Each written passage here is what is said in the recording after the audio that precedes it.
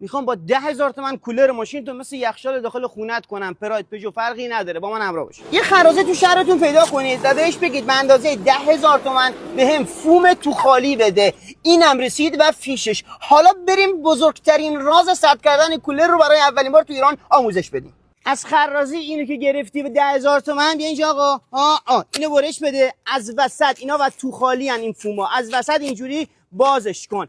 قبل اینکه این آموزشو بگم دوستی که از اکسپلور میاد باز میبینم داری مقاومت میکنی یا بزنین گزینه دنبال کردن اپوزهای بعدی جانمونی تا که میخوای غرور داشته باشی دائم تو اکسپلور هم فالو نمیکنی. بیا دوست عزیز آقا همه این ماشینا پراید پژو نداره، دو تا شیلنگ داره، یکی قطورتره یکی نازکتره. شیلنگی که قطورتر بود و دست زدی دیدی سرد بود همونو از اول تا آخر اینجوری عایق بندی کن و نوار چسب یه تیکی اینجا ببند یه تیکی تا اون پایین عایق ببند بدون اینکه بری به تعمیرگاه و گاز علی که تو ماشینت بزنی. سرمایه کولر رو تو چند برابر افزایش دادی. پراید پژو هم نداره.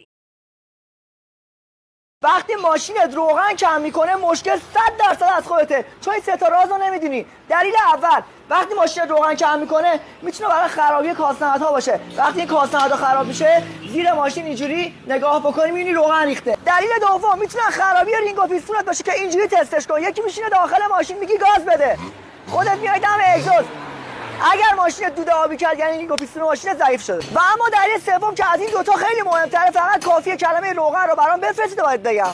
میخوام یه چیزی یادت بدم که آمپر آبتو بیاری پایین کولر ماشینت حداقل 2 برابر خنک شه. بیا جلو، این خاره رو ببین، این خاره رو اینجوری آزاد کن، این رادیات میاد عقب.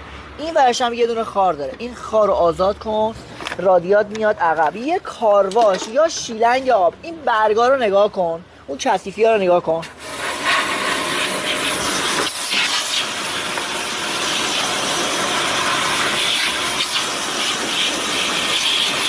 یه شستشو بده. زدن رادیاتو نگاه کن، همینجوری یه فشار میدی